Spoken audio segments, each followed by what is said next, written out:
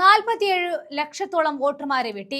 SARന്റെ പേരിൽ പ്രതിപക്ഷ പാർട്ടികളുടെ വോട്ടർമാരെ കണ്ടെത്തി വെട്ടുകയാണ് ചെയ്തത്.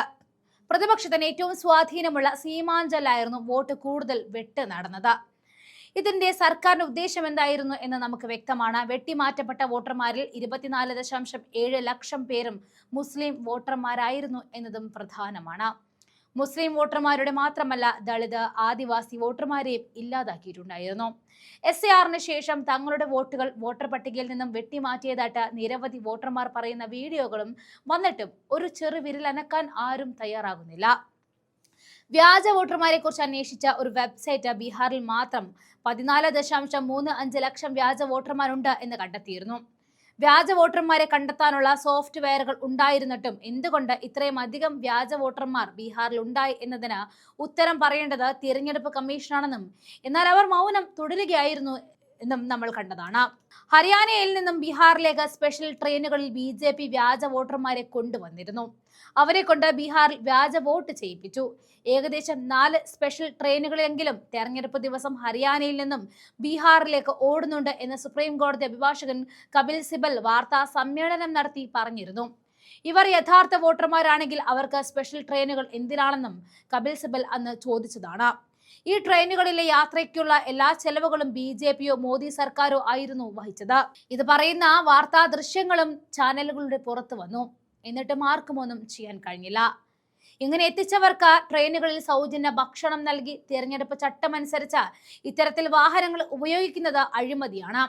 എന്നാൽ പരാതി ഉന്നയിച്ചിട്ട് പോലും ഇത് തടയാൻ ആവശ്യമായ നടപടി തെരഞ്ഞെടുപ്പ് കമ്മീഷൻ സ്വീകരിച്ചിട്ടില്ല.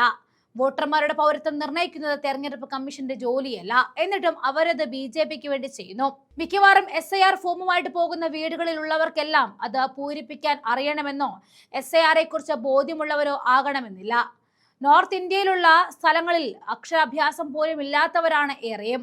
അതുകൊണ്ട് ഫോമുകൾ കൃത്യമായി പൂരിപ്പിച്ച് കിട്ടാതിരിക്കുമ്പോൾ അവർ മരണപ്പെട്ടെന്നോ വിദേശത്താണെന്നൊക്കെ മുദ്രകുത്തി അവരുടെ വോട്ടുകൾ വെട്ടിമാറ്റുന്നു. അതായത് അക്ഷരാഭ്യാസം കൊടുക്കാത്ത സർക്കാർ തന്നെ അവരുടെ അക്ഷരാഭ്യാസത്തെ മുതലെടുക്കുന്ന കാഴ്ചയാണ് കാണുന്നത്. ജനപ്രാതിനിധ്യ നിയമം സെക്ഷൻ 21 പ്രത്യേക പുനഃപരിശോധന അധികാരങ്ങൾ നൽകുന്നുണ്ടെങ്കിലും അത് ഒരു സംസ്ഥാനം മുഴുവൻ ഒരേ സമയം പുനഃപരിശോധിക്കുന്നതിന് പകരം പ്രത്യേക സാഹചര്യങ്ങൾക്കും നിയോജക മണ്ഡലങ്ങൾക്കും വേണ്ടിയുള്ളതാണ്. അതല്ല ഇവിടെ നടക്കുന്നത്.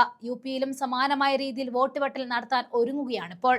കേരളത്തിലും തമിഴ്നാട്ടിലും പശ്ചിമ ബംഗാളിലും വോട്ട് വെട്ടൽ തെരഞ്ഞെടുപ്പ് കമ്മീഷൻ തുടങ്ങിക്കഴിഞ്ഞു.